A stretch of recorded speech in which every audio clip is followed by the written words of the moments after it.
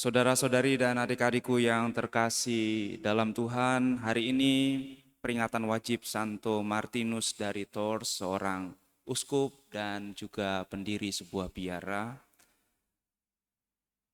Ia seorang serdadu dan ketika lewat tadi melihat seorang pengemis, dia teringat akan sabda yang baru ia dengarkan. Apa tadi sabdanya? Kasihilah sesamamu seperti dirimu sendiri. Itulah. Kalau kita mau berbuat baik, keluar dari gereja ini minimal harus ada satu ayat yang kita ingat. Supaya seperti Santo Martinus dari Tours.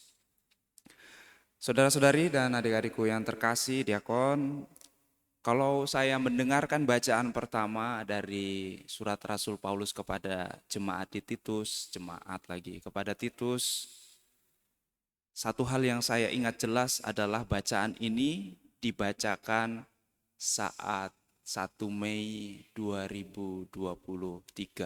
Apa itu? Tabisan Monsinyur Vincent. Ya, tentu pastilah dengan penyesuaian. Ya, pastilah dengan penyesuaian. Paulus menjelaskan bagaimana Titus harus memilih penatua. Penatua itu dalam bahasa Latin disebut presbiter, bahasa Latin atau bahasa Ibrani, presbiter atau yang biasa kita lihat di akhir nama seorang Romo dulu sebelum RD. Dulu Romo siapa? PR, presbiter, penatua. Dan bagian yang dihilangkan itu ya tentu yang ini, yang hendaklah ia mempunyai satu istri saja, itu pasti dilewati karena tidak cocok untuk Monsinyur Tabisan. Dan mengapa Paulus masih menuliskan hal itu? Karena memang peraturan selibat itu adalah hukum gereja, bukan hukum ilahi. Berbeda dengan keluarga, seseorang tidak boleh menikah kalau terikat ikatan perkawinan sebelumnya, itu hukum ilahi. Ya, bukan hukum gereja. Tapi kalau Romo selibat itu hukum gereja.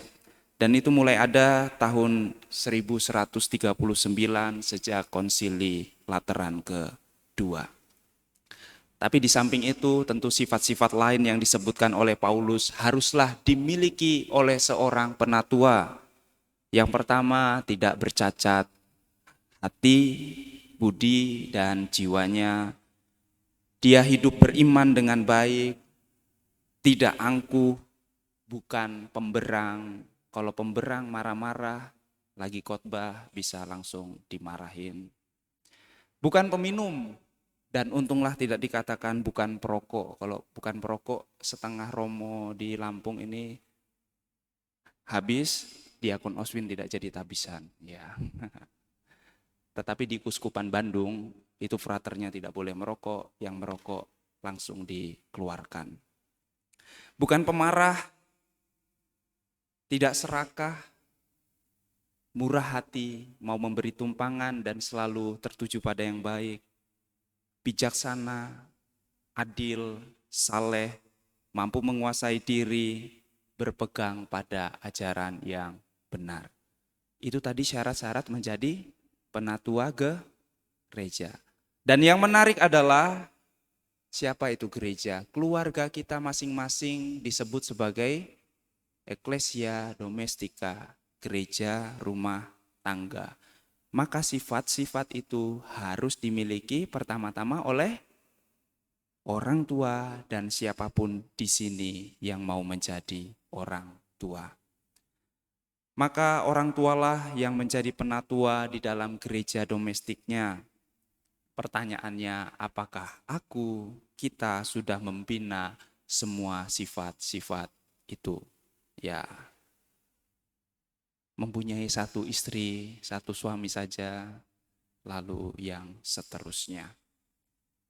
Saudara-saudari dan adik-adikku yang terkasih, kemudian dalam Injil kita diteguhkan bahwa dalam upaya kita menjadi seorang penatua yang baik, seperti yang dikatakan oleh Paulus, tentulah akan ada banyak tantangan, akan ada banyak penyesatan dari orang-orang di sekitar kita. Maka Yesus meminta kepada kita, berimanlah semakin kuat. Dan ketika kamu semakin beriman, apapun bisa terjadi dan apapun bisa kamu lakukan. Bagaimana caranya? Karena iman itu adalah keutamaan teologal. Artinya apa keutamaan teologal? Keutamaan teologal itu iman, harapan, dan kasih itu tidak bisa kita dapatkan dengan usaha kita. Berbeda dengan keutamaan kardinal, abu, adil, bijaksana, berani, dan ugahari itu bisa dengan usaha kita. Keutamaan teologal itu kita mohon kepada Allah. Maka mintalah. Tetapi bukan hanya minta, Yesus sebelumnya mengingatkan, carilah dan ketuklah. Maka pun kalau orang lain menghalangi kita untuk menjadi pribadi yang baik, menjadi seorang penatua yang baik di gereja kita, saat mereka menyesal dan minta maaf, tetaplah ampuni mereka. Orang lain itu bisa jadi orang yang paling dekat dengan kita. Dan dikatakan ketika dia minta maaf 7 kali, berdosa 7 kali, minta maaf 7 kali. 7 disimbolkan sebagai angka yang sempurna, itu artinya mengampunilah sampai tak berkesudahan. Dan kalau kita punya itu semua, maka kita akan bisa mengatakan pada akar dendam, akar marah di hati kita, tercabutlah engkau dan tertanamlah engkau di dalam laut. Kita yang bisa mencabut, iman kita semakin besar, maka semua akar-akar kejahatan di dalam diri kita bisa kita buang. Semoga Tuhan mendampingi kita menjadi penatua-penatua yang baik di dalam gereja kita. Bukan gereja ini, tetapi gereja di mana Tuhan dan kita dan sesama di situ hidup bersama-sama. Semoga Tuhan memberkati kita.